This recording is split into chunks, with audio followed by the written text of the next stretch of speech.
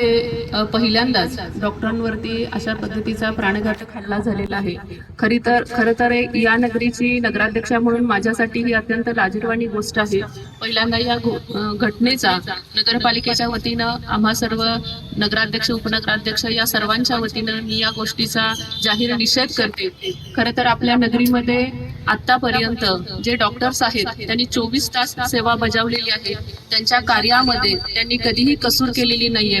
अत्यावश्यक सेवा देणारे डॉक्टर्स असतील ज्यांची ओपीडी 24 तास सुरू असते, सिरियस पेशंट त्या ठिकाणी ऍडमिट असतात।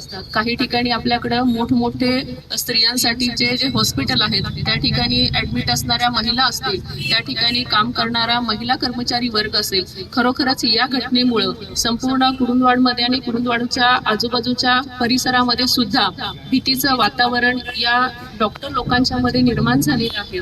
खरं तर डॉक्टरांची ही सेवा आपल्या सर्वांसाठी असते आणि जर तेच सुरक्षित नसतील तर साहजिकच आहे आपल्याही आरोग्याचा आणि जीविताचा प्रश्न निर्माण होणार आहे।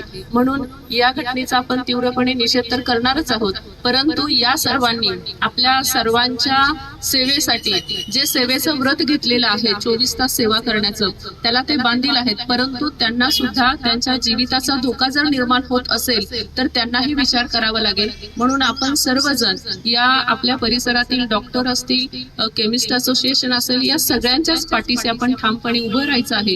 पोलीस प्रशासनाला मी विनंती करेन की कोणत्याही नगर परिषदेमध्ये जेवढी लोकसंख्या असते त्या लोकसंख्येच्या प्रमाणामध्ये पोलीस असणं गरजेचं आहे।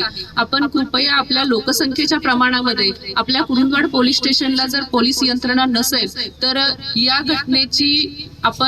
घटनेचं कारण देऊन तशा प्रकारचा पोलीस फाटा आपण आपल्या गावामध्ये नेमावा, यासाठी मी आपल्याला एक नगराध्यक्ष म्हणून विनंती करते।